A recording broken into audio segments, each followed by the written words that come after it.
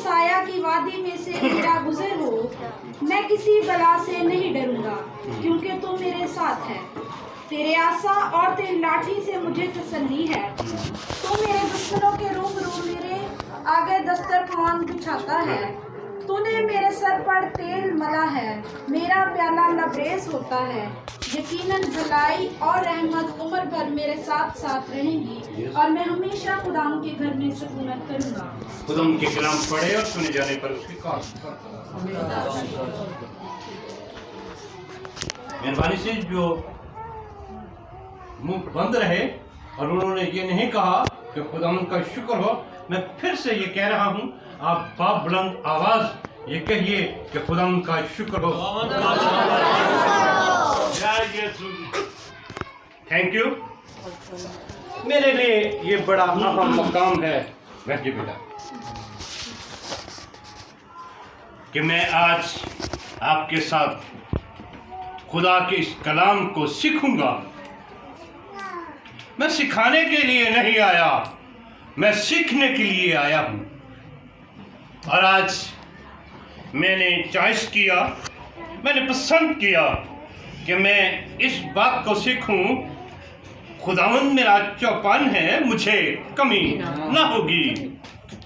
मेहरबानी से बुलंद आवाज से कहिए, खुदावंद मेरा चौपान है, मुझे कमी ना होगी। Thank you. आज इसी एक बात को मैं आपके साथ शेयर करूंगा। यहाँ पर दाऊद नबी ये बड़े खूबसूरत अल्फाज बयान कर रहा है, और जब वो ये बात कह रहा था, वो मर के बिस्तर पर था और वो बिस्तर पर लेटा हुआ खुदा के साथ अपनी लाइफ और अपनी जिंदगी का एनालिसिस कर रहा था।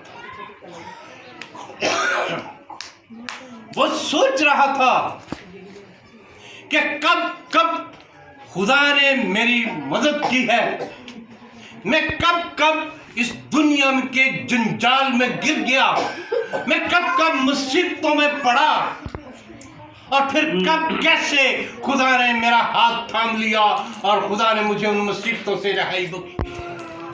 और ये तजर्बा बहुत सी मसीहियों की जिंदगी में भी हुआ।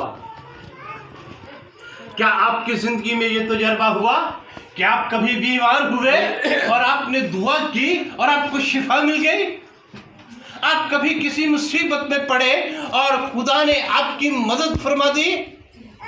क्या आप किसी और अहम कामों के लिए जहां आप नाउमीदियों में जाते हैं और आपने खुदा से फरियाद की और खुदा ने आपको तसल्ली और इत्मीनान बख्श दिया, खुदा ने आपकी आरज़ुओं को पूरा किया, खुदा ने आपकी हर उस जस्तजू को पूरा कर दिया, तो फिर ऐसे ही हालात जिंदगी, ऐसे ही तजर्बात दाऊद नबी की लाइफ में थे, दाऊद नबी की जिंदगी में थे। और दाऊद नबी जो है वो फरमाते हैं, खुदावंद मेरा चौपान है। मैं आज ये सीखना चाहता हूं, चौपान क्या है, चौपान के क्या मायने हैं? कोई मेरी मदद कर सकता है? हिफाजत करने वाला, चौपान डॉक्टर साहब, मुहैया करने वाला, मुहैया करने वाला। आमीन। चौपान मैं पंजाबी च तशरीह कर दिया लफ्ज़ चौपान दी कर दिया जी। अरे भेडां दा चरवाण वाला हुंदा ना, उन्हें चौपान कहते हैं। भेडां नूं चारन वाला जिहड़ा बंदा हुंदा ना, उन्हें की कहते हैं? चौपान। और वो चौपान जो भेड़ों को चराता, भेड़ों को पालता, भेड़ की हिफाजत करता और भेड़ के खाने पीने का इंतजाम करता, उसको चौपान कहते हैं। और यही एक बड़ी खास बात है जो दाऊद नबी कह रहे थे, वो फरमा रहे थे, खुदावंद मेरा चौपान है।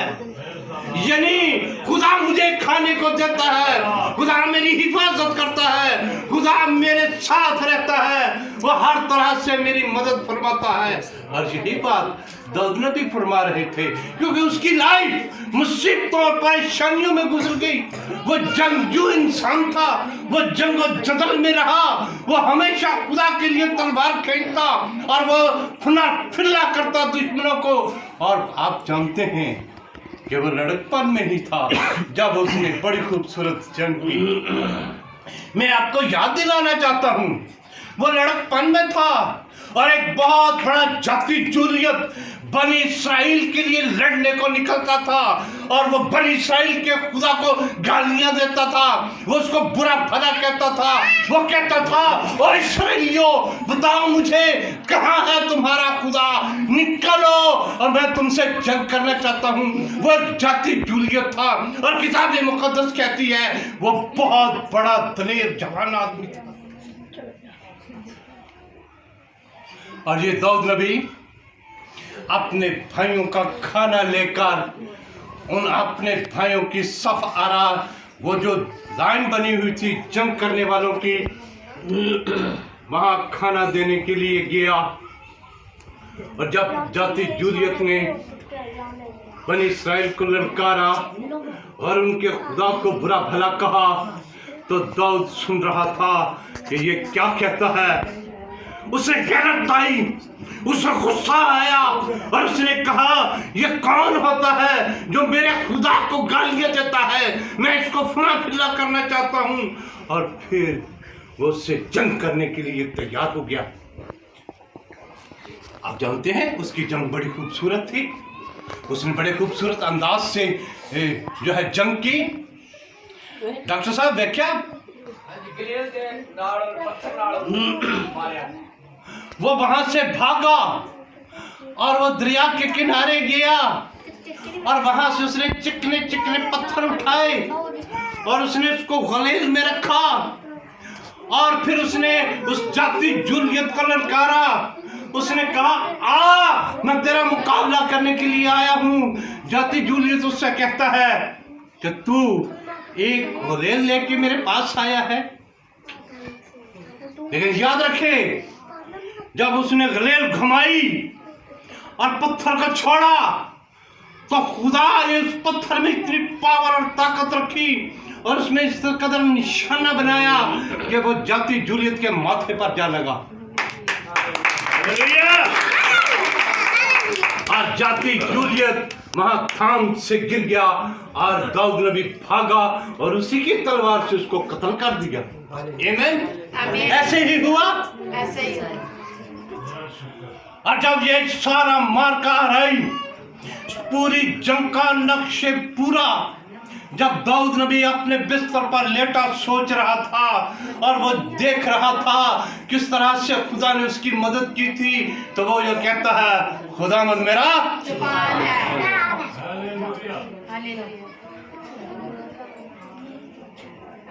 जापान एक ऐसा खूबसूरत लफ्ज है,